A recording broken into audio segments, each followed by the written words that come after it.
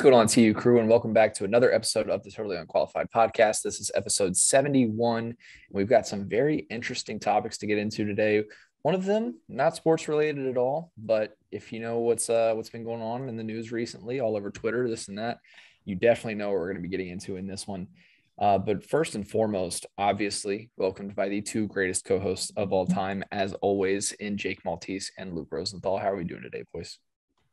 I'm doing good. I hope the viewers didn't just hear a loud bang through the mic, because that was me dropping my mic. So hopefully that woke you up a little bit if you're listening to this in your car and you're driving to work. Good start to the podcast. 7 a.m. Yeah, just a quick little wake up call right there. Apologize for that. I was freezing my balls off today. That's what happened. So, yep, State College, Pennsylvania. It was 65 degrees, 70 degrees Thursday, Friday last week. And then I am introduced to this brand new week with a lovely 24-degree weather with 30 mile an hour, like just your dick would fall off winds. Like just like it was just ridiculous. Like I literally couldn't. I had my heavy coat on, fucking hat, and it was buttoned up like that embarrassing like thing that you could button in front of your mouth that makes you look like a pussy. Yeah, like I could like just like I was getting blown. I am 175 pounds. I was getting blown sideways. Like what? Yeah, I know. Listen, strong winds. I couldn't. It was fucking ridiculous. Not to mention this campus is fucking like a mile and a half long, so it's ridiculous. Just not a fun day to be walking outside. And it was my off day. So I just decided to go to campus today to get some work done. The worst mistake I've ever made. Mistake I've ever made. Yeah, so stayed home. I'm inside. I'm warm. Good to mention that I didn't get frostbite anywhere. Or so I think right now, TBD. But yeah, other than that, keep you updated on that. Doing great. Yeah, I live right on a lake. I live right on Lake Ontario, so I have to deal with winds like this shit every single day. Today was meh. It was normal, normal 35 mile per hour wind day. Northeast, man, like this shit's terrible. It's terrible. It sucks. It makes no sense how it could be like you said, like 70, 80, and then the next day just snow. I have a fake ticket, not a fake ticket, an old ticket that I put on my car so I could park illegally on my campus. And I put that on my car so I didn't get a ticket today, and it froze to my windshield. But other than that, I'm fucking pissed, guys. Allegedly. Allegedly he has an old ticket attached to his car. Yeah. Kidding. Circumstantial. It's a joke. Circumstantial. Yeah, no, definitely not. I'm pissed because the Green Bay Packers didn't get to host, or not the Green Bay Packers. Green Bay did not get to host the 2024 NFL draft. I was under the assumption for months that this was going to be the case. Like we were going to get the draft. No, it goes to Detroit and they get Hard Knocks and the NFL drafts like in a 24-hour span. I'm pissed. All right. No, I'm pissed. No, don't act like Hard Knocks is a good thing. Hard Knocks means you sucked. Yeah. That's what that means. No, but Hard Knocks, it's just like maybe I'm a little spoiled and I just don't like good things happening to Detroit. But like I didn't really care about the Hard Knocks thing, but like the NFL draft in Detroit, Michigan, and it's like what I tweeted you though. No. Detroit. I mean, the Packers are better than the Lions. Detroit is a bigger market than Green Bay. Yes, absolutely. It's the fact of the matter. But Green Bay is quite literally only a football city. Only a football city. There's everything. Like, there's a bunch of attractions in Detroit, I'm sure, and there's not enough attractions in Green Bay, which is probably what it came down to. But Green Bay is through and through a football city. The history in it, I'm upset for Green Bay, and I thought they were going to get the draft, if I'm being honest. I really did. I'm not disagreeing, and I think that the draft in Green Bay would be awesome. After having been there, I think that would be amazing. That'd be a great place to have it, but I can understand why it went the direction it did. I'm mad. I'll be salty. I'm not even going to watch that draft. I'm not going to watch it. You heard it here first. I'm boycotting the draft. I'm boycotting the 2024 NFL draft. My guess would probably be that one of the things that might have swayed it is that I think Detroit can probably have their draft indoors. Green Bay, where the hell? You were going to do it outside? in April? Really? In Green Bay, Wisconsin? They'll find a spot. Maybe the Pfizer Center. That's Milwaukee. I mean, you're gonna have to make some. So that's not Green Bay. That's Wisconsin. That's not Green Bay anymore. No, you're gonna have to make some adjustments. You're just gonna have to hold it in a different city in the state. No, hold it in Lambeau Field. Yeah, that would suck. Still open. Lambeau Field in April? That would be terrible. Who's going to enjoy that? I'm with it. The reason they only do it in warm cities. When they did it in New York, it was always in Radio City because it had to be indoors. I miss it being in New York. I wish I could have gone to one of those. And they'll never bring it back. They'll never bring it back to New York because of what fucking James Dolan did. He fucked it over. I don't know the specifics of the situation, but I know that I've looked this up and how shitty it is. I started getting into football like from 2012 to 2014. And those were the last years of the draft in New York. And now, and it's been gone ever since. And I will never be able to go to a draft unless I leave my state, which sucks. Yeah. So fuck you, James Dolan. Hey, it might be in Pennsylvania. It might be in Philly. That's true. It was in Philly. 2016. 2016, yeah. Yeah, but I wasn't here yet, so. Right. Guys. We have a podcast. Yeah. Little mini segment right there. Mini segment at the beginning of the show. I know, Luke, you wanted to talk about that, and I feel like we did some bullshit. Get it off our chest there. Though. No, it is. I'm mad. But we do, of course, have our Guess That Player as always. So I'll start by saying not a current player. They are retired.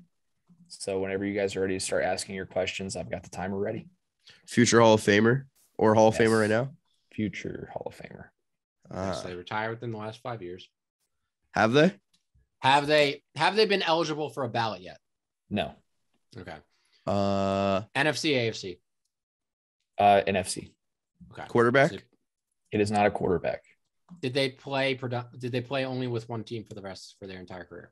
Yes. Okay. Oh shit. NFC, and they're retired. Are they a skill position? No. Oh. Defense? Yes. Linebacker? Yes. Luke Kuechly? Yes, it is Luke Kuechly. Ah, good one. There it is. It was a little bit easy. It's the Luke connection, you know. Yeah. Luke to Luke. Oh, yeah. Surprisingly enough, despite being a Panther for his entire career, one of my favorite players that I have ever watched. He was so good. He just was just a guy that you love playing against. And we had the pleasure of playing it. Well, I'm sure for the guys on the team, it wasn't as much of a pleasure, but being able to watch him play us twice a year was just awesome for me. One of the best to ever play the position, in my opinion. And everybody that you ever hear talk about him just talks about how incredibly smart he was. Mm-hmm. So it sucks that he retired as early as he did, but due to the concussions and stuff, it makes sense. He got thin though. I think the last time I saw him, he was thin. Yeah, not quite as big as he was. He's a coach on the Panthers now, right?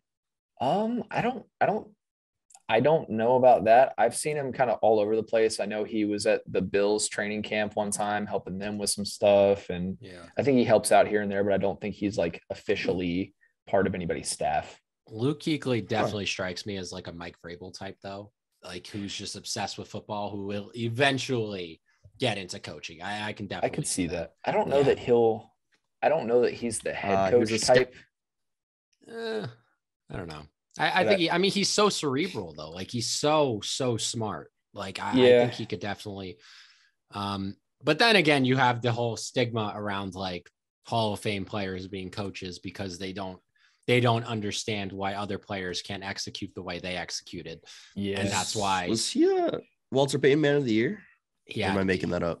I want to say yes. I already closed out of the stats, but I'm pretty certain he was. Or was that Thomas Davis? I think Thomas Davis was. No, I know Thomas Davis won one. He won the Art Rooney Award. Okay. Yeah, no Walter Payton Man of the Year. 7-time Pro Bowler, 5-time All-Pro, All 2010s team, Defensive Player of the Year, Defensive Rookie of the Year, all that fun stuff. Never a Walter Payton Man of the Year though. I know he still lives in Charlotte though. My friend said that he shops at the same grocery store as him. Oh, awesome! Look at that. Look at that. Wonder what if he just tried to tackle him in the middle of just shopping? I don't know. Would that go over well? Like Luke Kuechly tried to tackle my friend? No. Your friend tried to tackle Luke Kuechly. Do you think that would go over well? I think probably not. That's like walking up to a guy that you see out in public and you're like, "Oh, I'm mad at you because you did my fantasy team dirty" or something like that. I feel like they're not going to take that very well. You know, but what if he saw loose football like those NFL like 100 True, commercials? like the NFL 100 commercial. Yeah, it's a little different. You know, What just if- kind of yeah. carry, like when you go grocery shopping, just kind of carry a football with you. And if you Yeah. happen to see Luke Kuechly, just kind of, you know, roll it out there and see what happens. Yeah. I can get behind that. I think maybe that's bring a different. ref, you know, Yeah. get the Have somebody zebras in there. stripes there. Yeah. If you guys were at the grocery store and you saw somebody famous and all you had in your cart was a carrot, just a single carrot, would you go ask to get the carrot signed? The carrot? Yeah. No. Really? No. I'm eating that. Just anything on you. Do you see? That's the only thing on you that you can get signed without sacrificing your Sign the clothes. carrot. Yeah.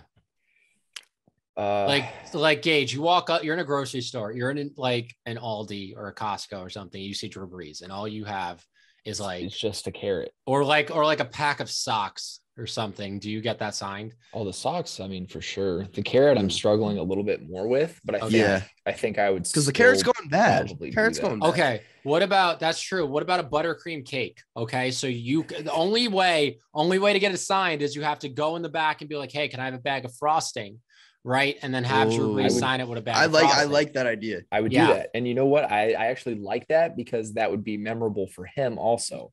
I wouldn't just be some guy that he signed something for. I'm the guy that went and got a bag of frosting for him to sign my cake.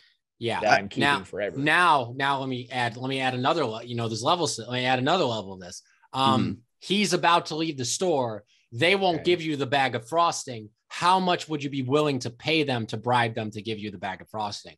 Ooh, I would just get the frosting off the shelf. Do they not? It's a grocery store. No, I don't think like if you go in the like if say you're in a Costco, right? Say you're in a Costco, like they don't. I don't think they have frosting on the shelf. I think you got to go in the back. You got to get like you got to. I think you got to barter with them. You got to. I think in the grand scheme of things, I'm probably just getting a picture. Let's be honest. Okay. Okay, that's fair. That's fair. I always thought it was cool. Like people get signatures on like their arm or whatever, and then they get it tattooed over. Yeah, I think that's very cool. You know what? Honestly, for Drew Brees, I'd probably do that. Yeah, would you on the forehead? There's very few athletes I would do that for. I think Derek Jeter is one. I think Derek Jeter is definitely one for me. I think Russ. Cam Chancellor will probably be another one. I would get Cam Chancellor's autograph tattooed on me. Probably Russ too.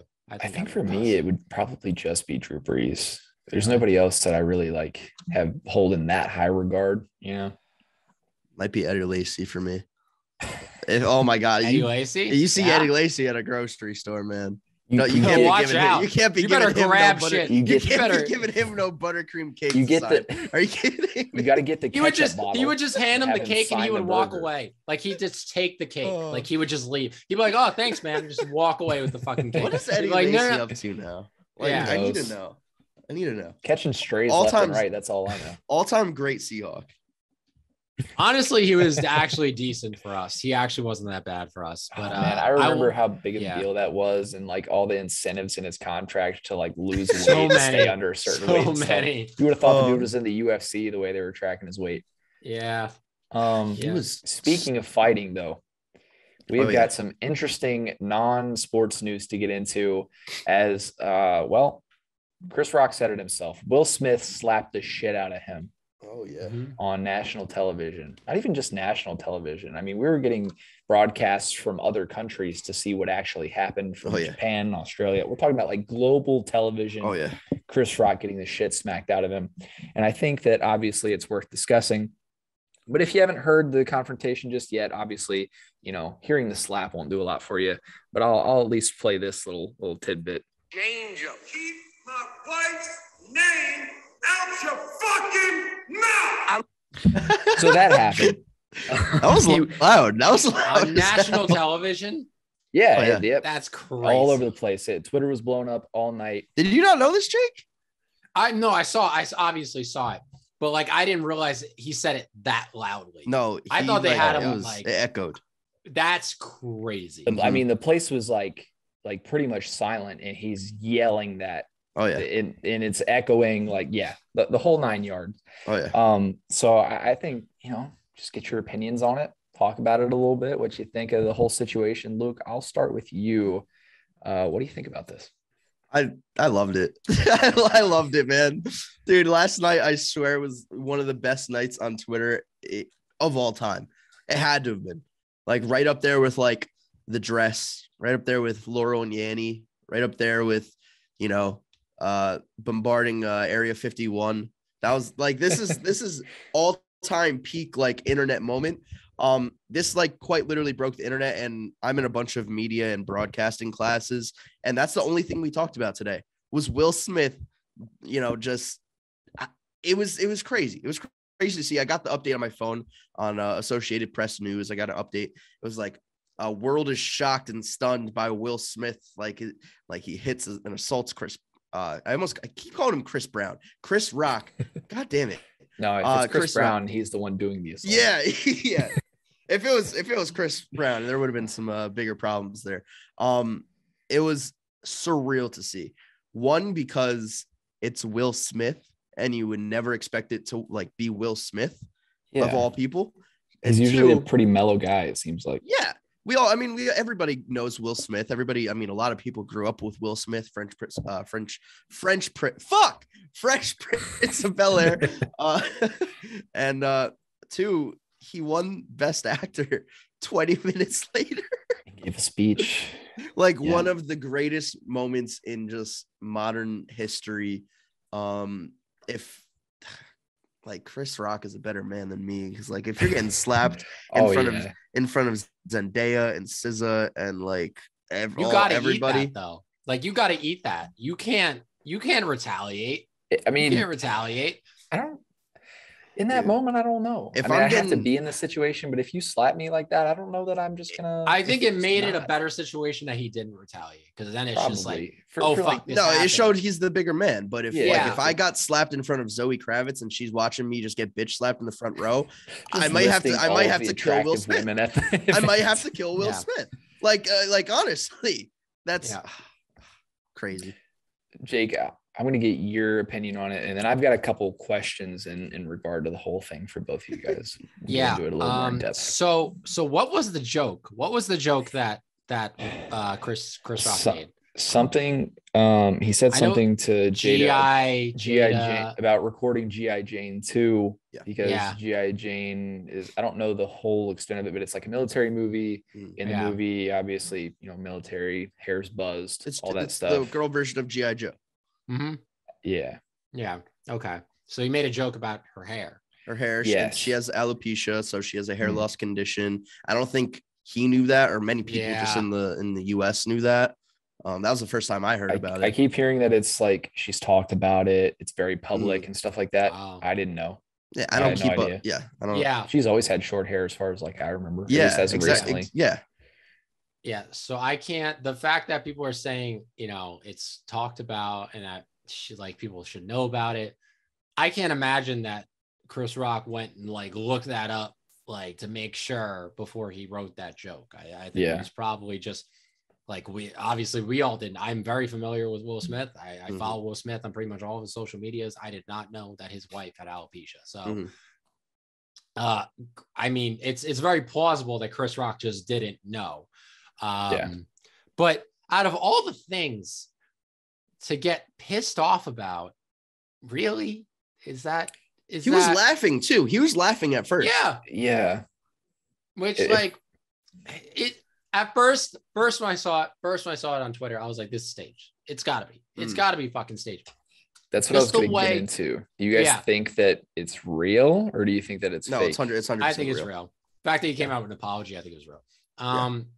But just the way he slapped him was very like cartoonish. Like it did look cartoonish. Big wind up. The whole then just like the pause at the follow through was just like it. That's why I thought it was staged. I was like, this has got to be fake. Like this is stupid.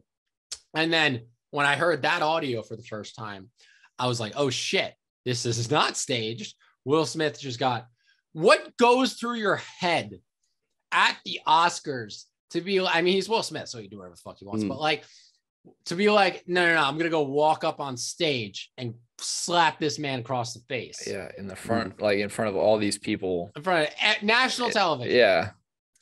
Like, what brings you to do that? Like, I don't know if that joke was. If he would have made a joke about Jada's, that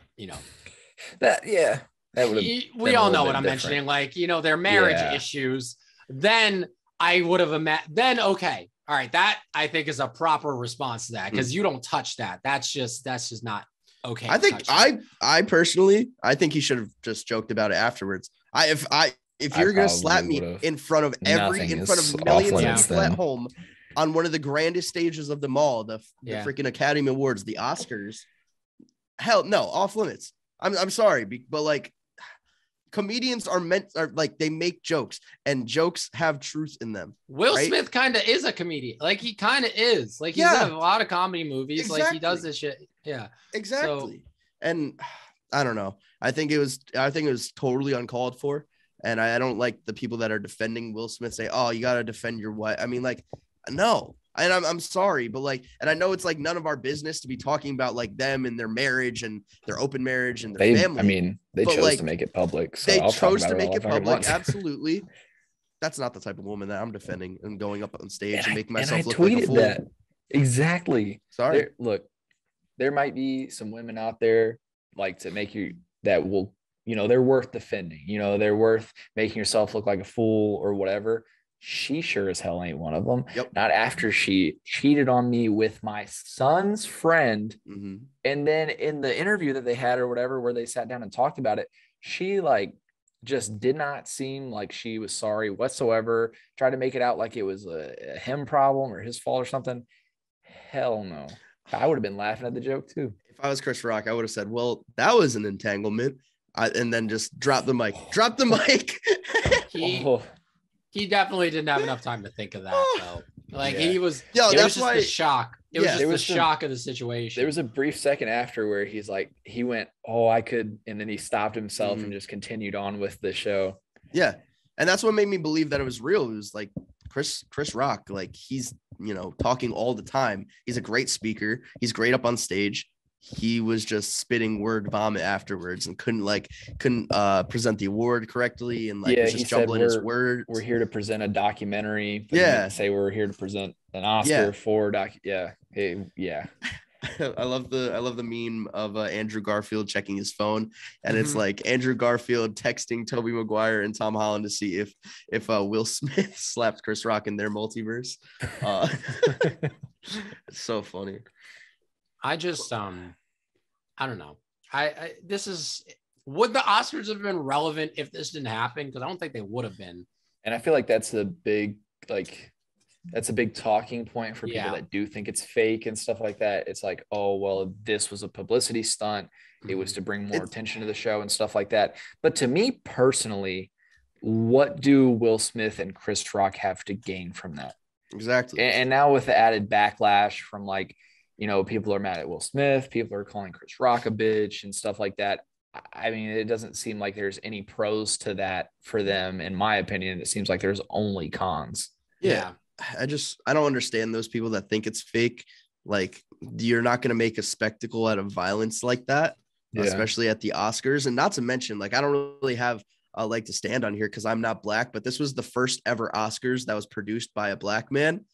You're not going to have a black man assault another black man on stage in front of millions like that. Yeah. Like, that's not going to be pre-planned. That's not going to be part of the show. I don't know. It was a spectacle to see. And you know what? It's good marketing at the end of the day because I tuned into the Oscars afterwards. I was talking about it on the podcast. I mean, all publicity. All publicity is good publicity. That's it. Yeah. And then, there you go. Yeah. So, I mean, if I'm the producers of the Oscars, am I mad that happened? I'm not. No. I mean, like, I'm a little like on edge that it happened and like kind of conflicted. But I think overall, I realized that, hey, the Oscars are more relevant right now than they have been in the last like 2 decades because their ratings had to be at all-time lows. I didn't even know the Oscars were on last night. Yeah. Like, I didn't even know. I don't know. Nobody around me knew. We were all watching St. Peter's, like the St. Peter's game. I was watching the Rangers game. Like, I was watching the Rangers game. You were watching the Rangers game? I was watching the Rangers game. Great game to watch right there. That was a terrific game to watch. Overtime win. Loved it. Fuck Buffalo. But So proud of you, Luke. So proud of you for that. I take the time to appreciate that. Yeah. Yeah. But yeah, like they had their ratings had to be an all-time low. Like I do understand the argument that it was staged because that was where my mind went as soon as it happened. I was just because it's so unbelievable. Yeah. And it's like, I don't know, but they would never do that. But knowing how they like the stuff they got Kevin Hart to not do the Oscars for, like that happening at the Oscars, they would have never never have planned that. Like that is not, they want to put on a no issue, no controversy show that they would probably have rather it not be talked about than it be talked about because they, in the age of controversy, you don't want to be on the wrong side of that. So, but now this is more of like, it's like, I don't think it's a bad look for them. I think it was overall, I think it was entertaining. It was an entertaining moment. Nobody's going to look back in 5 years and be like, oh, fuck Will Smith or, oh, Chris Rock. I can't believe Chris Rock said. They're going to say, remember when this happened? Yeah. They're just, that's all it's going to be. It's just like, remember when this crazy shit happened at the Oscars? And like, they're both going to be fine. Like this does nothing for Will Smith. Okay. It'll do something for Will Smith's image for the next week. Okay. Then it'll go back to him being, they're looking at like further consequences. The Academy is like, he might not ever get invited back to the Oscars. I was going to ask you guys that. No. Do you think that Will Smith should be banned from the Oscars for this incident? I don't care. Like, I don't care if I'm going to be honest with you. I don't think he cares either. He won Best Actor. There you go. You got That's his crowning achievement. Yeah. You got your, like, the thing is his crowning achievement of his entire career was supposed to be this night, and it will forever be overshadowed by him losing control and going up on stage and smacking him. I love Will Smith, but like, I don't know. I don't think you can invite him back. People have been banned for less. I mean, for going up on stage and hitting somebody, like I feel like you have to if you're trying to hold everybody to the same standard. That's assault. That's assault. Like at the end of the day. And I was watching Undisputed because every sports show is talking about this today. Yeah, it does have a sports tie-in because he played the father in King Richard, and that's Venus and Serena Williams. That's upbringing. That's reaching for a sports tie-in, by the way. I mean, we'll see, but like that's our story, and we're sticking to it. Yeah. Skip Bayless mentioned that maybe he was in character, because King Richard in the movie was very protective of his family. And he said something in his acceptance speech about art imitating his own life. I actually have it pulled up right here. He says something. He goes, Richard Williams was a fierce defender of his family. In this time in my life, in this moment, I'm overwhelmed by God and what he's calling me to do and be in this world. I'm being called in my life to love people and protect people. Except for Chris Rock. Everybody except Chris Rock. I'm being called to attack him. I'm being called to protect, and I protect and attack. I will say that sounds like an extremely Skip Bayless take. So, that makes sense. I mean, it is interesting though. Like I get it. I get the talking point of it, the narrative of it, but as far as I don't know, and Will Smith's not really a method actor from what I understand. Yeah. So as far as him being in character and stuff like that, and I think method actors to an extent, and this is just a personal opinion, it's a little bit of a sham to just kind of act like a fucking asshole in certain instances, just in my opinion. But even if that's the case, who's that? Come on, dude. Jared Leto, when he was preparing to be the Joker, I heard like crazy stories about him. Complete douche. He was like sending like dead rats to people's like houses and just like weird shit. Where are you getting dead rats, bro? Like where? He's getting real rats and then no, you can get them. He's killing them himself. No, you can get dead rats. Yeah, he's a millionaire. He could. You can. Yeah, you can feed him snakes and stuff. Yeah, so you can get them. So the little white mice. Yeah.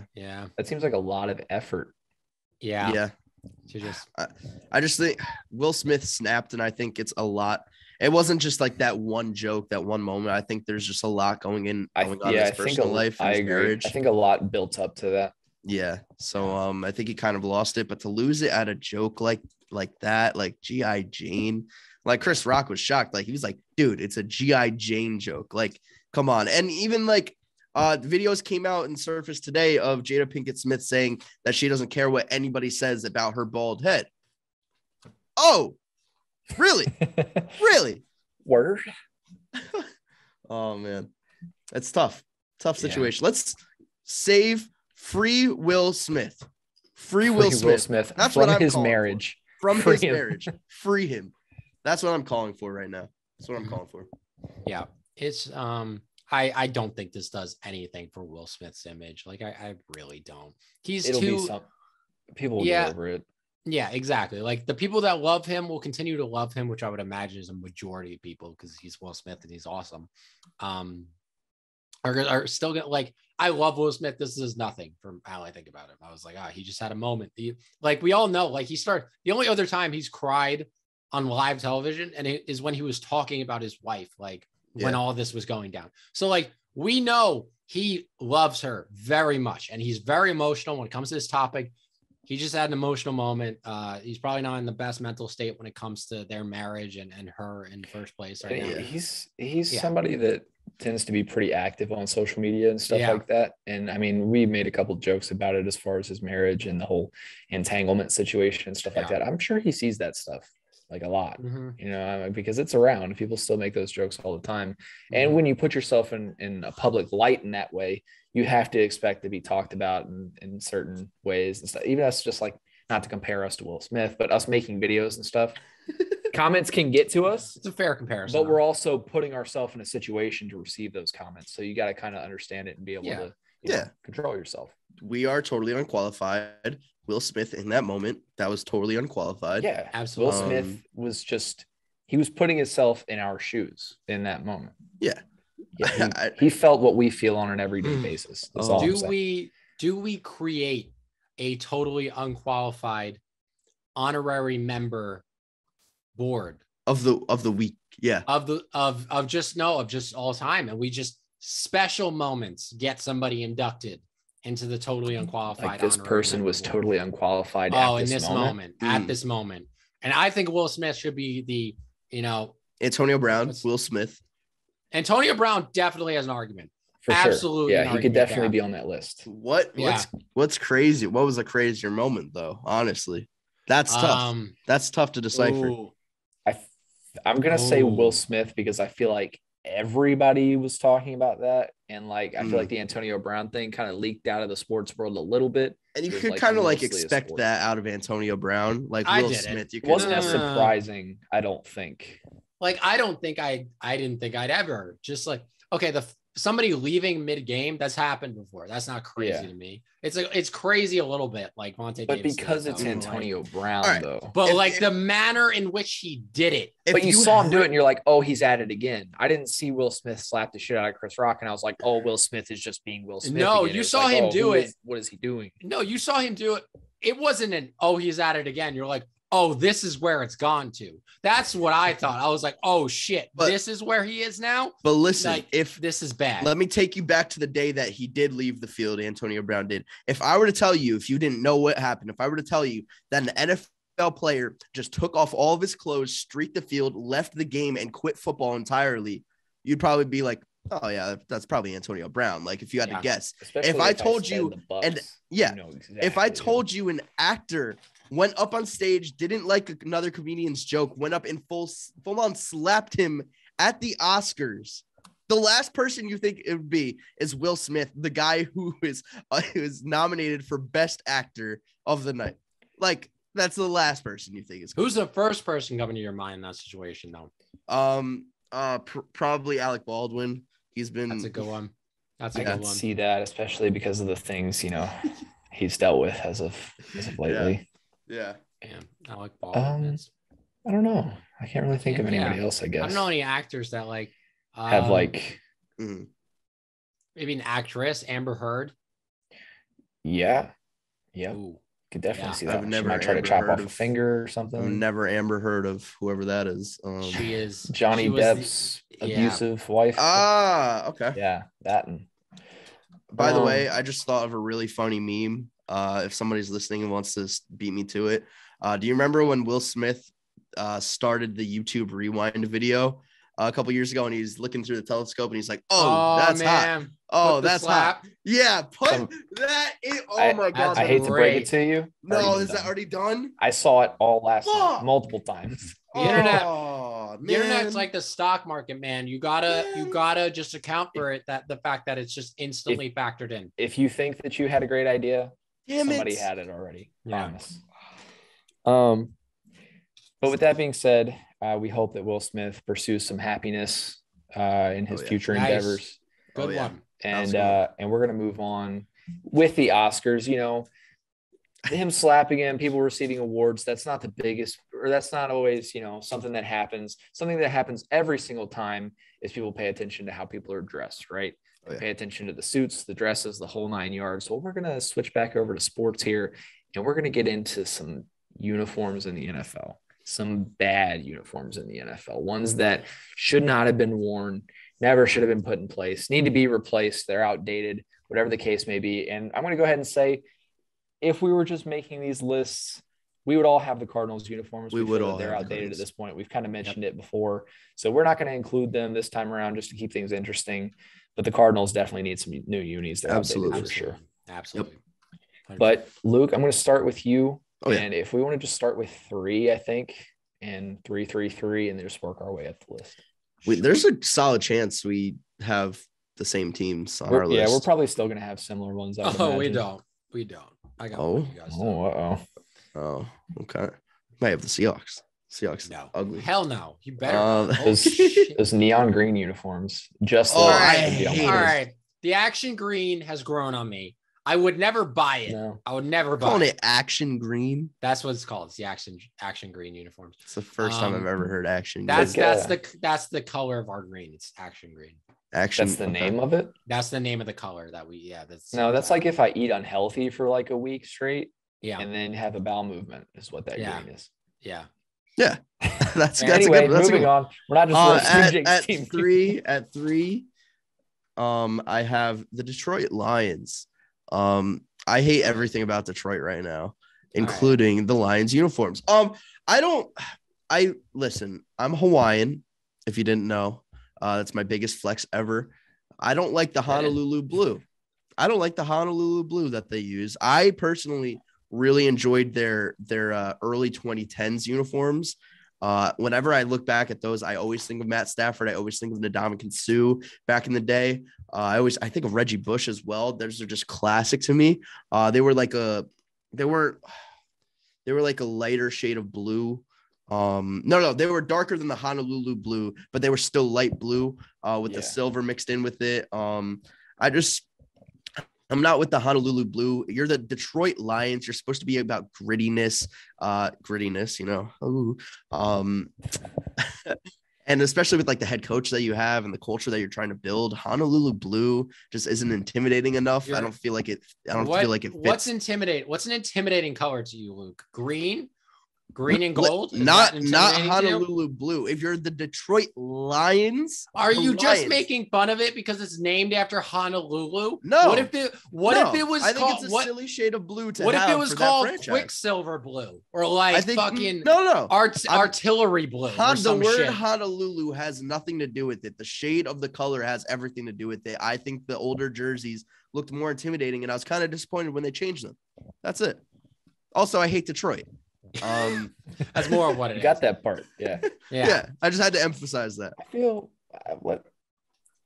let's be honest. I'm not for it. I like their gray. Their gray uniforms. Their gray uniforms are cool. The gray ones are nice.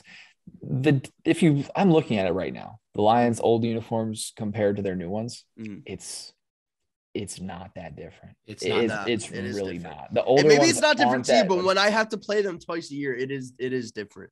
If you go back before the unis they had before these, those are like the same color as the ones that they have now. So, oh my God. Stop, please. Yeah, I'm not with the you. Loudest fucking music just played in my ear. Oh my God. I don't know who I pressed That's play what you get. on my That's what you get, actually. I think that was Was it Eminem? It was Post Eminem? Malone. It was Do you Post Malone. just want to add to this Detroit hate? Just start shitting on Eminem. I can't shit on Eminem. That's like. Oh, all right. like That's the only person. All right. That's the only forbidden. thing from I'm just, Detroit. I've got them side by side right here. I'm looking at Matt Stafford in the unis, and like I don't like those as much as the new ones. I'm looking at Barry Sanders in the old unis, and like those look damn near the same as the ones that they have now. The alternate black Lions uniforms. Oh my god, those were the ones. Those were the ones.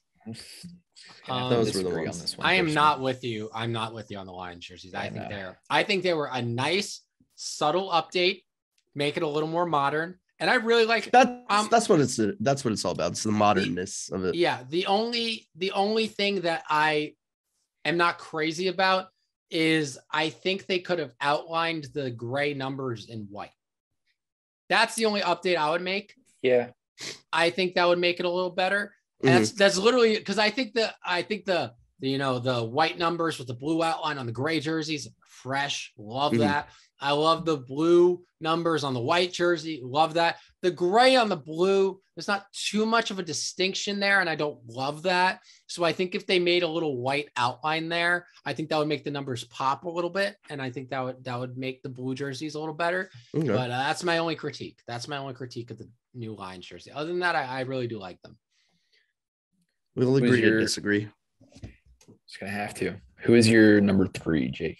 My number 3, this one, I can already hear it. The Baltimore Ravens. And this one's a little shocking. I think Ravens, now obviously Ravens fans are going to shit on me because it's the only jerseys they've known throughout their life. Obviously when you grow up around it, I can see how you like them.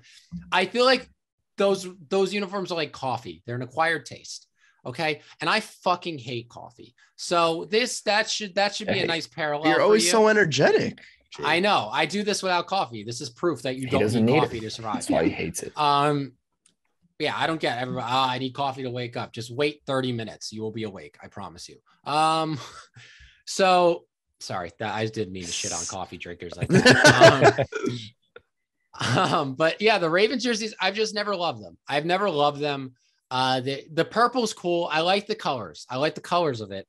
The numbers are what throws me off. I'm not crazy about the numbers, and I get it. It's just not for me. It's just not for me. Don't love it. I like the purple. Okay. I like the black little sleeve outline. I even like the Baltimore logo. I think that's pretty cool. The little shield there with the Maryland flag. I like that.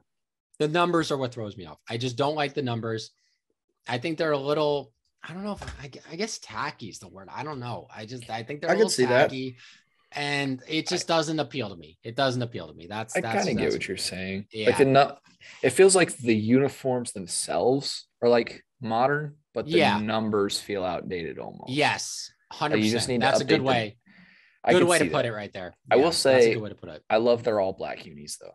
The all black ones are clean. Yes. The ones with the gold numbers on them, don't like those. Yeah, they're color, or those are color rush ones. I think so. Bring back color rush week. That was so why did they? I liked that all the Thursday night games. Yeah, color rush.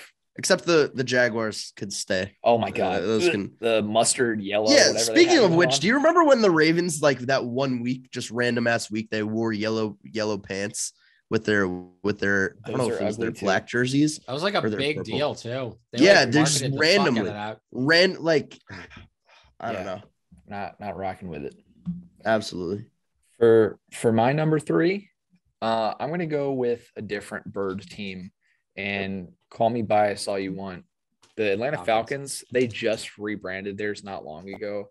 I haven't liked them since they came out, and I still don't like them. To me, they look almost like arena football uniforms, which, like, no hate to arena football, but this is the NFL. We have a much larger budget. We have, a lot more staff to take care of these kinds of things.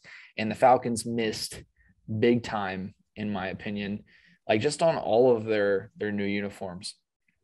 I especially don't like the one that goes like gradient red to black on the jersey and then black down to the pants. I don't like anything about them personally. They're just ugly to me. Yeah. The gradient was definitely trying too hard. That was trying way too hard.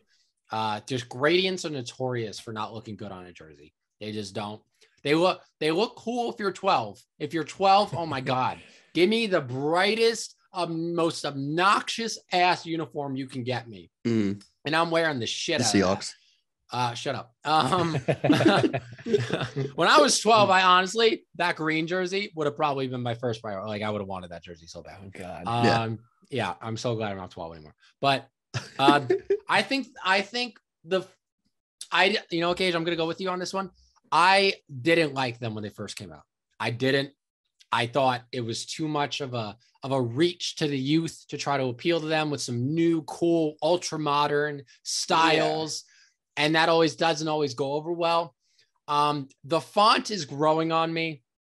The number font it is, because it's a falcon. Like it's a falcon. Like it's got those sharp edges. It's got claws. I don't even big number font guy. Big number. Yeah. No, I am. When I look at jerseys, I really do pay attention to the fonts like that. Yeah. I'm not like colors. I think all the colors in the NFL are great. I think nobody has a wrong colorway, but like just the way you apply them to the numbers, drop shadows with the numbers. This has the Atlanta Falcons. They went with a little drop shadow. Yeah. I think that part, don't love it. I don't love the drop shadow on the numbers. But the font has grown on me. It has. The gradient's disgusting. I don't mind the number, like the font on the numbers. The ATL on the front feels a little redundant to me. I don't care for it. The best ones, I think, are like the black with the white pants. Like that one's fine. I don't really hate that one. The rest of them, it feels like they're trying to make it one, like a bodysuit kind of thing almost. Like it's almost all one. I could agree with that. I could agree with that. I don't like their throwback ones at all, mainly because I just hate that logo. I think that is one of the most disgusting Falcons logos of all time. Like that is basic disgusting. Ass bird on there. Yeah, no, it's terrible. And I know they're trying to make like an F, like they're trying to shape the Falcon into like an F or whatever, but like I don't know. That's not for me. Yeah, but the gradient ones have grown on me a little bit. They're not my favorites in the world, but I like that they're trying to be unique, and it's like no other team does that. And I'm sure. Well, I mean, Commanders. There's a reason. Trying. There's a reason no other team does. I mean, you're right, but the white ones are nice. The white ones, the white ones are my favorite ones. The white ones are nice. Are clean. I really like those. Really like the white ones. I will say this. I'll throw this out there just for the people. I don't like I like contrast. So like when I said like the black with the white pants, I like that it's two different looking. Like you can tell it's two parts. Mm-hmm. And there's certain like uniforms and stuff, like the Color Rush uniforms. I liked a lot of those, even though it was like that, where it's all one look, it's all one color.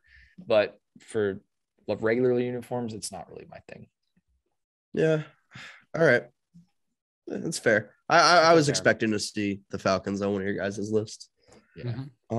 My number 2, let me just pull them up so I can actually look at what I'm talking about. I don't like the Jaguars' new uniforms. I don't. Really? I like the teal ones. The teal ones are all right. I don't love the black ones. I really don't. They just don't do it for me. They don't do it. Oh, yeah. This is my number 2, by the way. The Jaguars, if you couldn't notice. Yeah. I was a really big fan of their previous jerseys. Not so much the helmet. The helmet was kind of disgusting, but like the older ones. Gradient helmet. The gradient helmet was terrible. Like gradient on a jersey and gradient on a helmet are two different things. I don't think especially when we're going from black to fucking like a disgusting color gold. Like that just made no sense at all. I didn't like those. I liked their The worst part though is the disgusting color gold is just their color. It's just their color. It's just part of their color palette. Yeah. The Blake Bortles all yellow uniforms pulled up. Oh my god, disgusting. The teal ones aren't bad. I like the teal ones. I like them with the black pants more than the teal pants. I don't like just the one colorway of the whole uniform. Yeah. But they kind of just feel basic to me. Like they're away uniforms. With the black pants, they're kind of just basic. They're just black numbers on a white jersey, not really much contrast there. I like their old ones better. Mainly, the same thing with the Lions as well. That's kind of the theme that I have going on here on my list, is that I think they just downgraded over the past, when did they change? Probably like 4 years ago now. Yeah, it's been a little while. Yeah. But it was pretty recent. Mm. I don't hate that pick. The Jaguars almost made my list, but I don't know. They're okay. They're just not. They're not horrible for me, but they're not great for me either. Yeah. Mm-hmm. Yeah, I'm kind of shocked with that. By the way, if you people are wondering, I'm eating a lot of popcorn, so that's why I keep. I hope the chewing isn't coming through, but yeah, I think the older uniforms when I first got in the NFL when I was like 14, those are like the cool. Like I tell people all this: if I would have seen a Jaguars jersey at 12 years old instead of a Seahawks jersey, I probably would be a Jaguars fan right now. Oh no my! Like I probably would be. I'm not even kidding you. But yeah, I did get lucky. Thank God. Right now I don't feel lucky, but yeah, at the time I was lucky. But yeah, I feel like they were a very bold jersey. They were actually kind of became iconic with them, but they were aging. Like they were kind of get it going out of style. It was too like I sent a link to the picture in the DM if you want to check them out. Like the picture that I'm looking at, dude, those are so much better than their current ones. Yeah, and it's not even close. It's like not even close. I like their new jerseys. I think they went with a much more simple look. I think their black jerseys, especially with the little teal accents. If you're gonna have a color like teal, I really like it when you use it as just an accent. So like the black jerseys, the little accents of teal on the sleeve and on the collar. Yeah, I really like that. When you have something that bright. Yeah. Like the Seahawks with the green. Yeah. If you use like a small amount of it or just use it as an accent, I think that's good. But when you use a lot, it gets to be a little bit much. Yeah. But then again, their teal jerseys, I think they did their teal jerseys right. They just made it all teal. Nothing crazy. Those are white the lettering. Ones. White lettering. Yeah. And like I think this was nice. I think they're iconic. I think they still pop, which is what Jaguars uniforms have always done. They've always popped. They still do that. And they're just much more, I would say, yes, they're middle of the pack. I would say they're definitely middle of the pack uniforms. Yeah. But I like them. Like, I have no issue with them. I think they're definitely better than their old ones. These will last a lot longer than the other ones were. Because if you go bold with your new uniforms, like they're going to age out quick, like they did with their previous uniform change. Like they got like 8 years out of those, then they had to change them again. These will last them 15, 20 years before anybody starts talking about maybe changing them. I'm talking about changing them right now. Well, that's one. That's one. Like, I don't know how you could get like pissed off about these jerseys. I just think they're very average and they're okay. Fine with them. I'm fine with them. Like I have no issue. What's your number 2, Jake? My number 2 is the Houston Texans. And it's just because like people might be like, oh, the Houston Texans, they're just so boring. Like they're just so boring. The navy blue is fine. The red is they just look dull. I don't know how to put I feel like dull. Their white jerseys are nice, but any white jersey is really nice. Like they're okay. Again, I'm a big font guy. You should know this by now. Big font guy. Big font guy. Like their font kind of outdated for me. It's unique. They do feel like very basic numbers when it comes to sports. Yeah. When they came, like these are literally, they have never changed their jerseys in the history of their franchise. The franchise has been around for 20 years. Yeah, that's the biggest thing. They're so outdated. Yeah.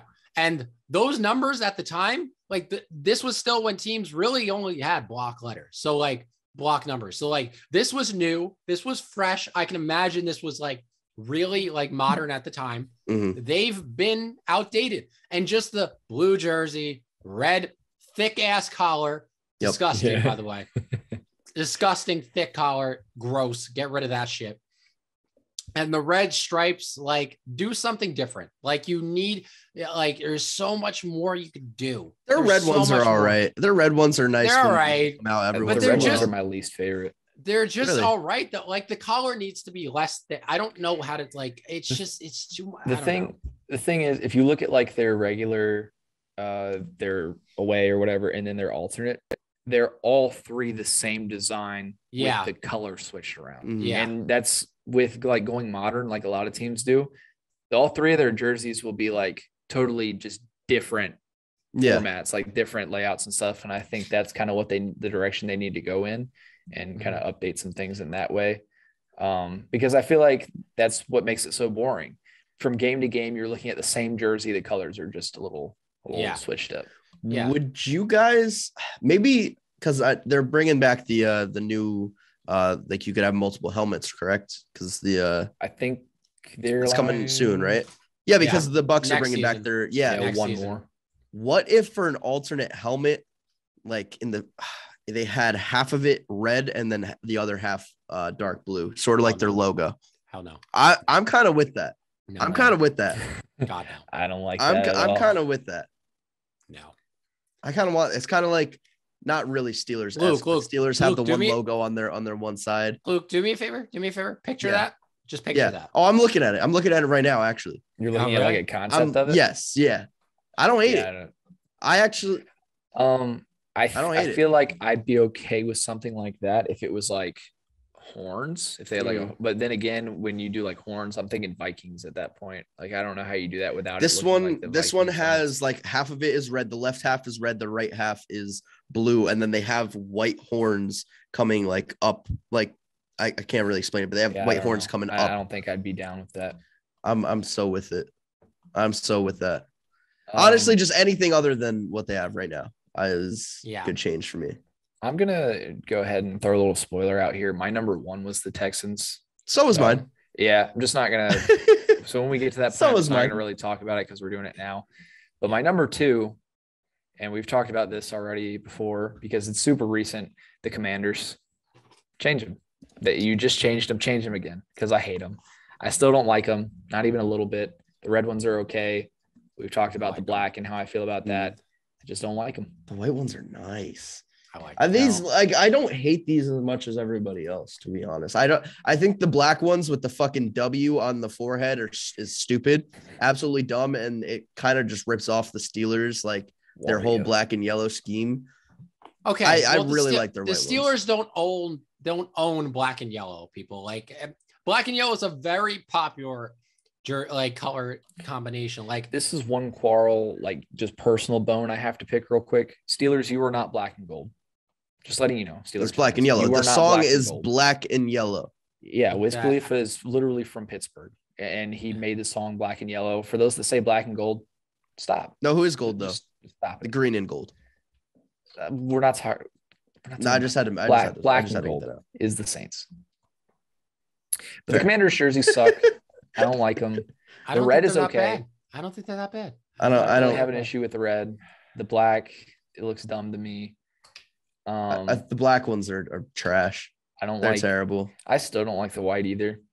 The white that might go back into the contrast thing for me, where it's all white. And I like some of the all white uniforms in the NFL, but I feel like even as far as all white goes, these are like a bottom tier uniform for. I think they do the gradient right. Like this is if you are doing a gradient for a jersey, I think you're doing gradient right in the numbers with the white. They from far away, it's going to make them look like shiny. It's going to make the numbers sort of look like shiny, like they're glistening. To me personally, just the way that I view it, that makes them look cheap. It looks cheaply made, in my opinion, with the like shiny effect on it. Because I know that is what it's going to do from far away. Like it almost looks like they're shining, and I don't like that. I don't know. I really like the gradient in the number is debatable for me, but they're red. The burgundy jerseys, I think they look good.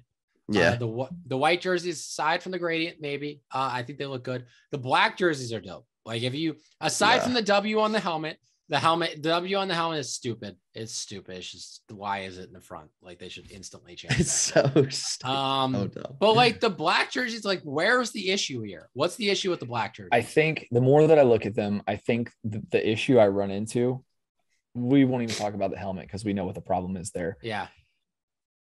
I don't know. It's just like give me a reason.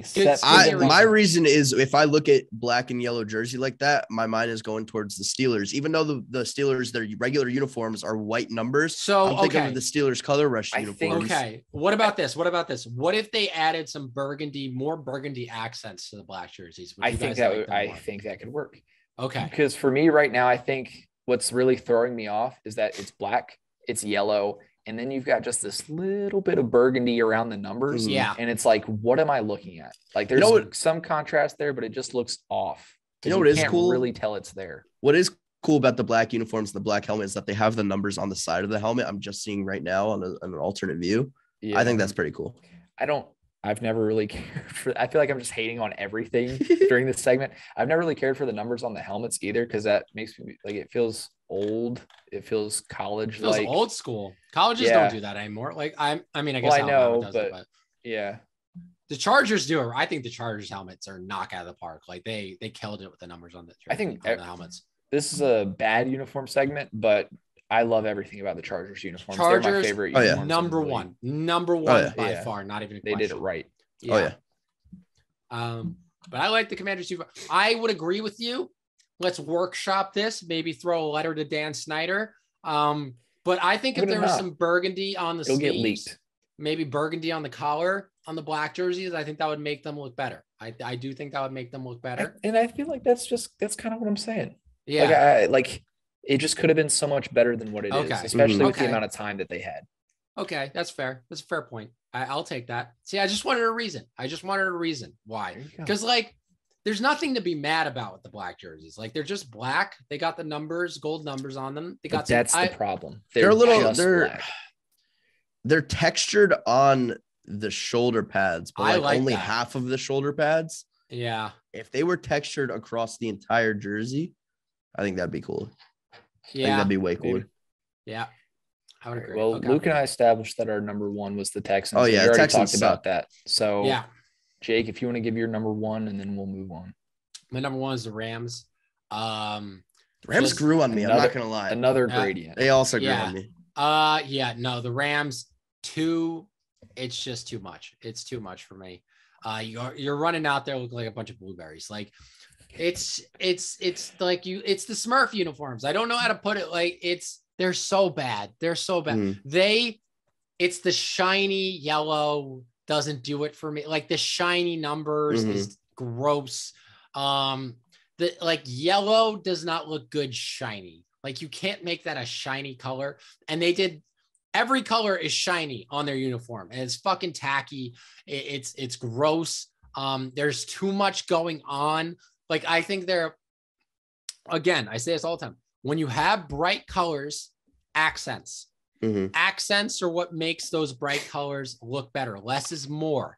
Yeah. They made the blue even brighter. Bright everything. Just fucking shove that yellow down your throat and made it shiny just in case you couldn't see it. Just in case. And like the only uniforms I tolerate are the ones they wore in the Super Bowl, or the throwback ones that they have, like the modern throwbacks or whatever the fuck they call them. How do you feel about their all whites? Like with the bone whites, they're the ones that make me want to vomit the least. No, those I hate that one because they use a different material for the number on their white jerseys that is shiny. Like that makes it glisten. And I don't like that. Whereas like other jerseys they use, it looks a lot more like attached to the jersey, if that makes sense. Yeah. Like this kind of looks like plastered on. These grew on me. I didn't love them at first. I don't like their helmets at all. I like their older helmets. You didn't get me a helmet. Helmets. Yeah. Terrible. I don't know. I think this goes back to like people just aren't going to like the new stuff that like everybody, when the Rams new logo came out, everybody hated it. And then for them to like match their horns to the logo of the LA. I don't love that it has like dashes in the horn itself. It sort of reminds me honestly of like the Commanders now. Their whole like logo is a W, but the W has like stripes, like burgundy stripes in it. It kind of reminds me of that in like a very weird way, where there's just like random blue stripes that like make it sort of like look I feel edgy. like it was meant to give it texture almost. I will say I agree that these grew on me also, because these happened about the same time as the Falcons uniforms, and I hated both of them. The biggest issue I have with these is the gradient on the numbers, because I feel like that looks bad. Even if they just went with solid yellow, I wouldn't really have an issue with it. Yeah. I do agree with what you were saying earlier, Jake, about how I like borders on things. Like I like things to be separated. Yeah. So if you do some sort of, even if it's just black or something around the numbers, I feel like that would help a little bit. But I don't have a huge issue with these, not anymore. If they had a black Mamba like version of these jerseys, they would be they'd be the best in the NFL. We'll have to do something like that too for a segment, because there's so many. Like the Dolphins, a Miami Vice uniform would be sick, or like the Bengals with the white tiger and stuff. They're gonna do white tiger. Why don't the new helmets? Why don't they have why is the NFL stingy with this shit? Like, why can't they have new, city uniforms? Or if you make the playoffs, have the earned, uniforms that the NBA have, like just for that one season. It is very weird about, like, the league is very odd about those kinds of things. Because even with Color Rush now, because it's not a promoted thing, teams are only allowed to wear those 3 times a year. Why? Like, I don't understand the issue there. Or with the helmet thing, they say that it's like a safety concern because of breaking helmets in and stuff or something like that. I don't know. It gets weird, but yeah, I think it would be a lot cooler if they allowed more stuff like that, or if they did like NBA type stuff where they had a lot more alternates and all that. Yeah, I agree. But with that, that's going to wrap up the worst uniforms in the NFL. If we listed your team there, sorry about it. Maybe you agree with us and you're ready for some new unis too. I would be, especially if I were a Texans fan. Oh yeah. We are going to get into a brand new thing, something we haven't done before, something that I think is going to be really interesting, called Fact or Cap. And this isn't going to be some stuff you see on TikTok where we're testing life hacks or whatever. We're going to present some sports related stories, and the other guys have to guess whether or not it is fact or cap, if it's true or if we just totally fabricated the whole thing. Oh yeah. So Jake, if you want to present your first story, and Luke and I will try our best to decipher what's going on here. I'll give you guys an easy one to start out with. My second one is difficult. Okay. All right. I know I got some big hockey fans here, so we're going to start out with a hockey one. I don't know. All right. If Wayne Gretzky did not score a single goal in his NHL career, he would still be the NHL's all-time points leader. Now, if you don't remember, a point is given for a goal or an assist. So is that fact or cap? You also get a point for a pass to an assist as well, or yes, no? That's why they call it a hockey assist. They call it a hockey assist because you get assist. There's a first assist and there's a second assist. So yes. Yeah, I'm pretty sure I've heard that before. I'm pretty sure that's facts. Yeah, I've pretty sure I've heard that stat as well, and I'm gonna say fact too.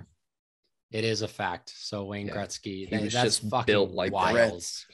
That's crazy. Fucking wild. He was more of a playmaker than he was he couldn't shoot for shit. Like there's a joke. There's a running joke in the NBA that like Wayne Gretzky couldn't get the puck off the ice when he shot. Like he couldn't. But he just happened to score more than any player in NHL history. While also, just he was a playmaker mainly. Like he was really like mainly the greatest playmaker ever, and he just happened to score the most goals ever. Like there's nobody that'll ever compare to him. Like this guy is Wayne Gretzky is so like the more you dig into the stats that he has put up, the crazier his legend gets. Because this guy was 150 pounds soaking wet. You would look at this guy and think he never played a sport in his life. Yeah, like not an athlete. Yeah, not an athlete at all. Like there's a story that goes like this guy was in training camp. Gretzky was like 36. He was watching him training camp. He was getting gassed on like the skates up the ice, the suicides and everything. Like he couldn't even make it through them. And like this guy's like, oh my God, Gretz is done. Like, and then he goes out in the preseason game, scores 6 goals. Like it's just the shit he would do is just wild. He had the entire NHL just wrapped around his finger, and he could do whatever the fuck he wanted on any given night. There's a reason that when people have those conversations, because it comes up so often now with Tom Brady, like, is he the best athlete of all time? People are always like, they're still Gretzky. Mm-hmm. It's crazy. Mm-hmm. All right. It is WrestleMania week for all of my WWE fans, for all 2 of you that are listening, which is very exciting for me personally. So all of my factor caps, and I've made way too many. Yeah, they're about the WWE and about wrestling, right? All right. So we're going to start it off in the year 2020. A wrestler by the name of Baron Corbin in the Money in the Bank ladder match committed murder of 2 wrestlers, one being Rey Mysterio, the other one being a guy named Aleister Black, by throwing them off of a 10-story building. Committed, like you're saying they're dead. Committed murder. Committed He's murder. not explicitly Define. saying it. Murder. Define. We're Define. murder. Because I know Rey Mysterio isn't dead. I'm gonna Commit say murder. I'm gonna say fact because that feels like a storyline thing that they would do. He commit murder.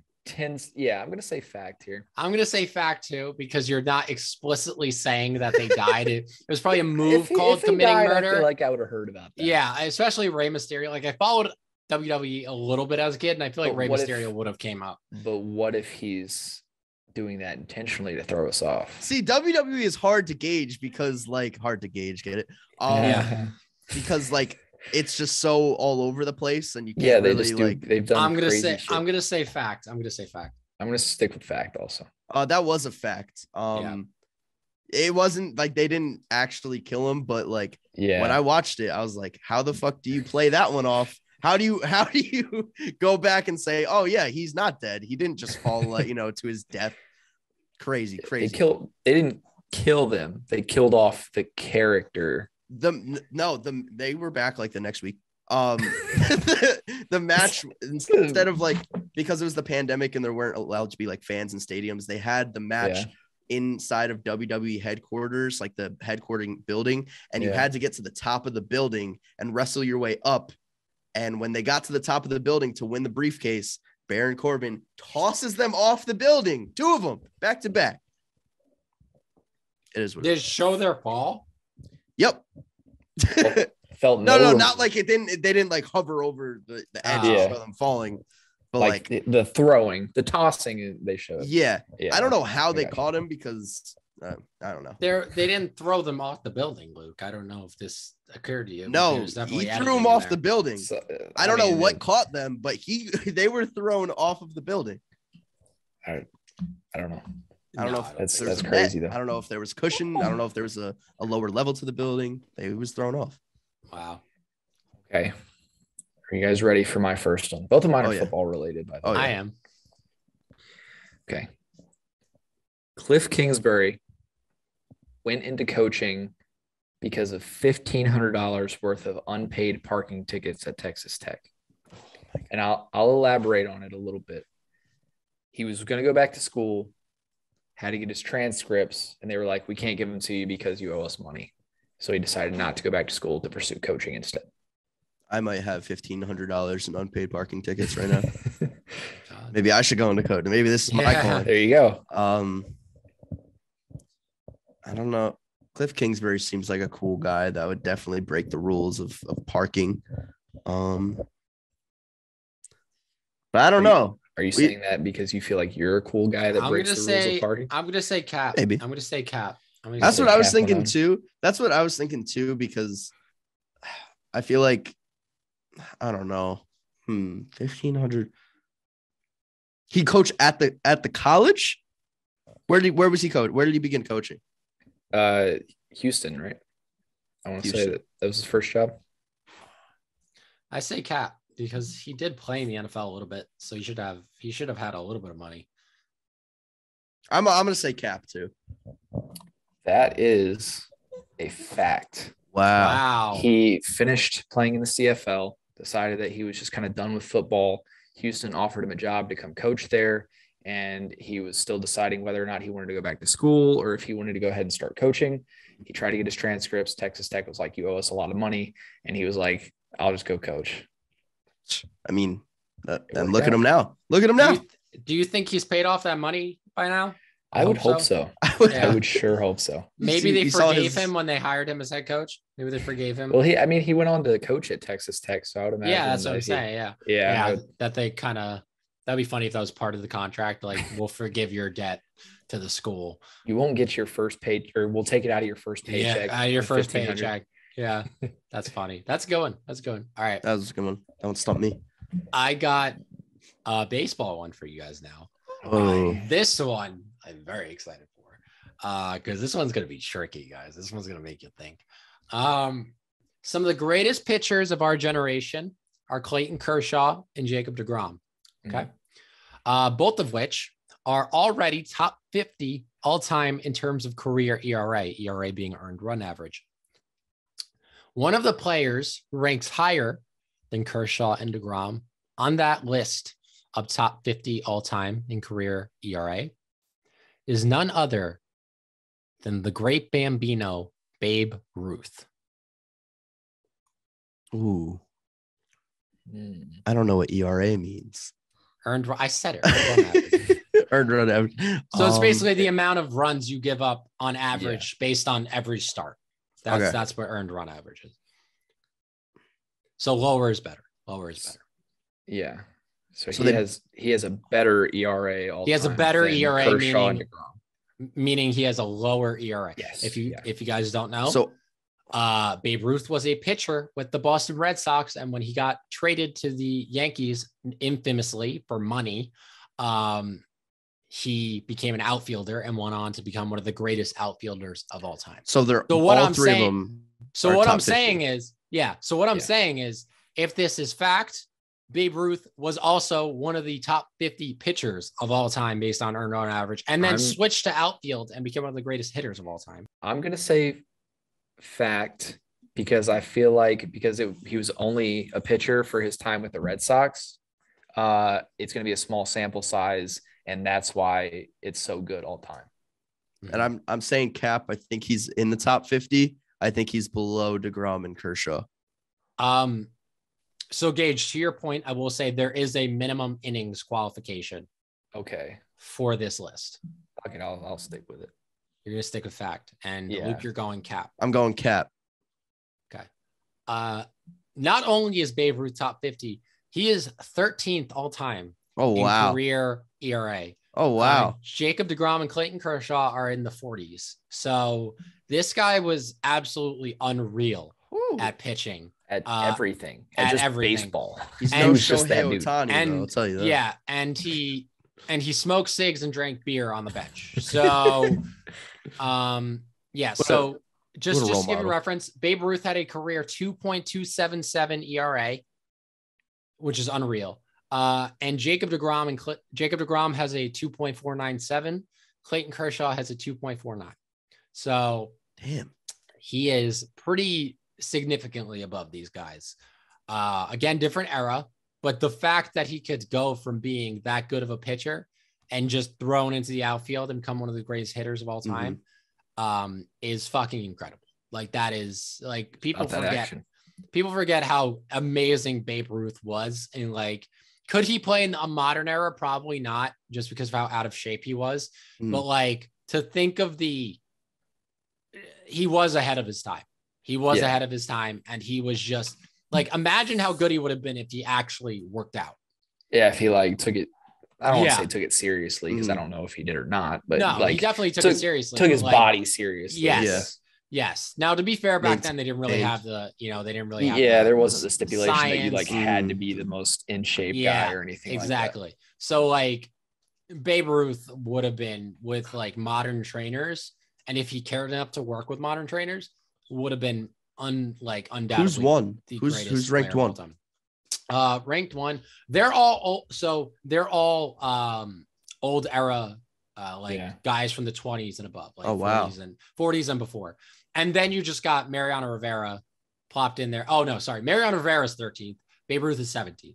Oh, okay. So Mariano Rivera is the only modern era pitcher in there. In like the top 20?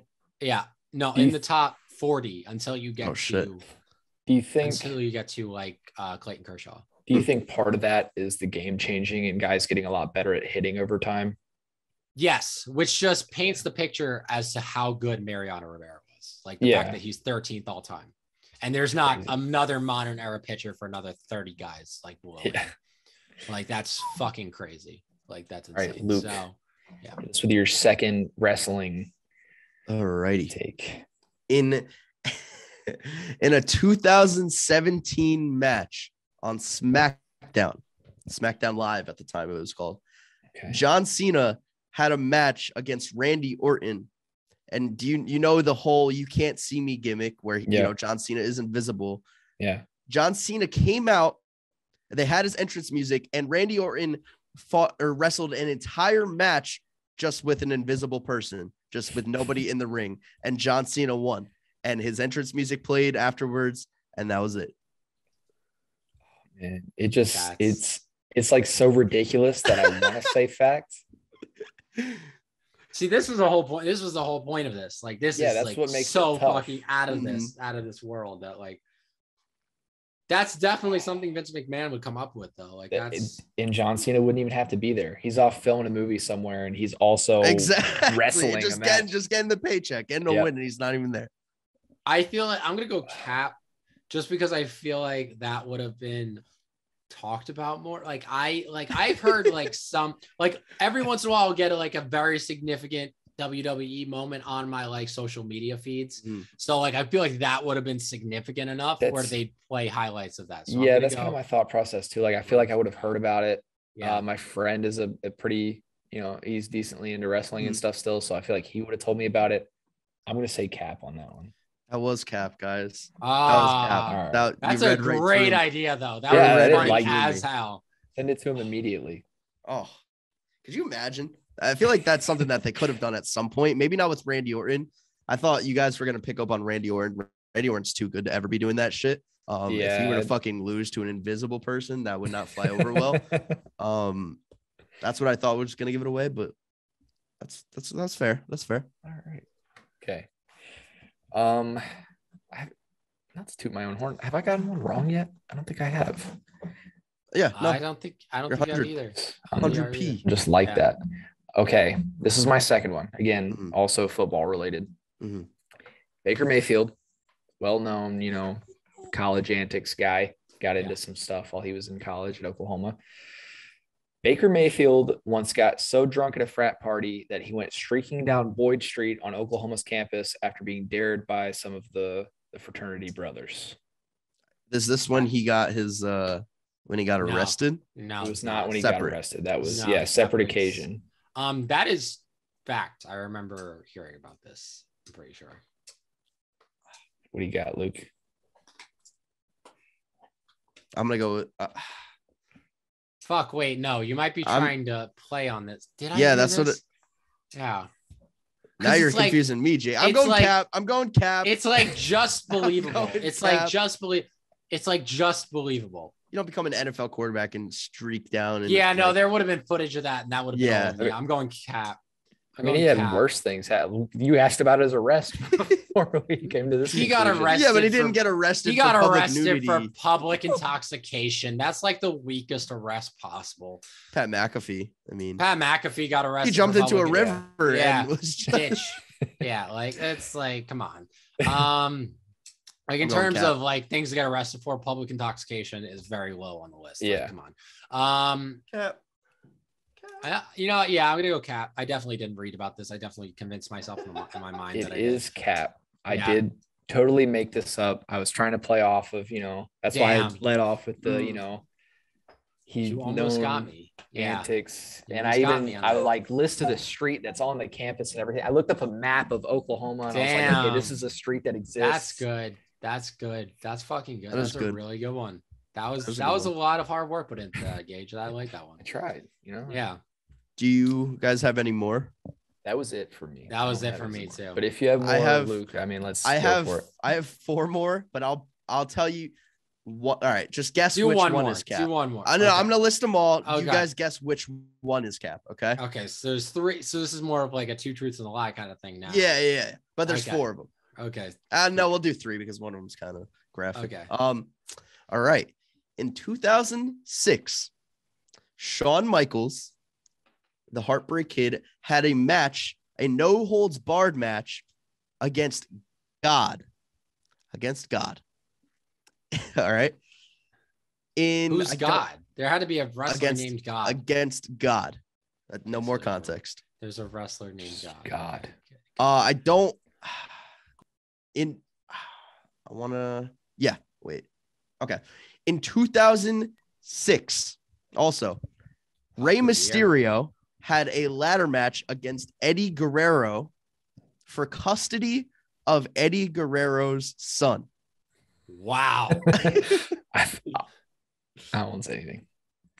And Vince McMahon once pitched a storyline where his daughter, Stephanie McMahon, was pregnant, and they were trying to figure out who the father was, and the father was Vince McMahon. No. I know which one better be Cap.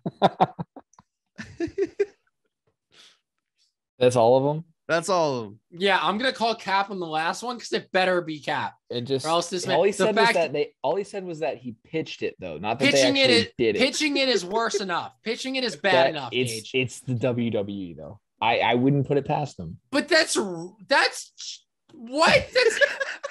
That's fucked up. Are you going with that one? Are you going with that I'm one? going with that one because it better be Cap. Didn't somebody like drag a casket behind a car one time? Oh, yeah. Or something. Yeah, like that. So okay, the God one, the pregnancy thing, custody over kid. I feel like I remember hearing about the custody of Eddie Guerrero's kid one for some reason. I'm gonna go with the God one. I think is Cap. They were all facts.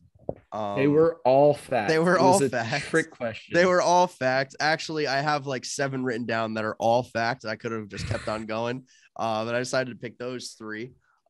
Yes, Vince McMahon is just one of the most unique people ever. I don't know what runs through his mind, but in order to have, $1 billion, not even, but like, How did his daughter feel about that pitch? we don't know. It'll never live, it didn't come to fruition. Thank God. All we know is that it was pitched. That's all we know about it. Oh yeah. I have other ones. If I have in 1998, Val Venus got castrated with a samurai sword on Monday Night Raw. That was a fact. In an episode of Raw in 2007, What do you mean castrated? What do you mean castrated? Castrated, like stripped naked, like that was down naked, hung up, samurai sword, cut but him. like that was the storyline. Like he not actually castrated in the ring. Yes. Vince McMahon did not actually have a baby with Stephanie McMahon. In an episode of Raw in 2007, Vince McMahon entered a limousine and proceeded to explode on impact and died. And he was back 2 weeks later. And 77-year-old Hall of Famer Mae Young gave birth to a hand in 2000. So, yeah, exactly. So Wrestlemania, always a great time. Here's what I was thinking of. The big boss man interrupts the funeral of Big Show's father and dragged his father's casket behind a car. Yep. That happened. That was great. All-time great moment. Big Show's fucking 7-foot ass, like diving onto the casket, trying to hold on for dear life as it's just like rolling at like 30 miles per hour. Hey man, if you want the Oscars to be as entertaining as they were last night, you need to hire whoever's working for the WWE. That's what I'm saying. Hire Vince McMahon. Will Smith, Chris Rock, No Holds Barred, WrestleMania Sunday. Fucking book it. Book it. I think I tweeted it out. If I didn't, then I'm dumb. But I tweeted I think I did on the TU account. How long until Logan Paul tries to set up a Chris Rock versus Will Smith boxing match? Yeah. Oh, Logan Paul, great, WWE wrestler now. So yeah, I don't know if he's we'll be seeing many. WrestleMania, right? He is. He's in a tag team match against Rey Mysterio and Dominic Mysterio, Eddie Guerrero's son. Yes. Wait, so that he legitimately had to name him after Rey Mysterio? So what happened was Eddie Guerrero and Rey Mysterio were very close, like almost family. Basically, we're family. Eddie Guerrero unfortunately passed away very tragically, just out of nowhere. Rey Mysterio sort of just became, I can't remember, Dominic Mysterio, as they call him, Dominic Guerrero's father. So, yeah. Gotcha. There it is. Kind of storyline, kind of not there. Like real shit happened, and then it kind of led to that. Yeah. Wow. But with all that being said, hell of an episode. We talked about some crazy stuff. Got some things out in the open here. But that's going to be it for us for this time, guys. We appreciate you listening as always. And if you guys have anything that you'd like to add before we head out, now's your time to do it. Jake, go ahead. Yeah, guys, if you want to follow us on all of our social media accounts, be sure to do that. We got the Twitter. We've been all pretty much grinding on Twitter recently, trying to get that following up. So make sure to go follow us there at TU Sports Podcast on Twitter. And we got accounts on Instagram, TikTok, YouTube, you name it, we got it. And also go follow our personal TikTok. Extra Points for Gage, Football Fan Zone for Luke, and Jake Maltese 3 for me. Absolutely. Make sure to also join our Discord. It's going to be in the link of our YouTube video. F Detroit and Green Bay. Let's sign a wide receiver. Why don't we? Let's do that. So yeah, y'all have a great night, and we'll see you guys in the next episode.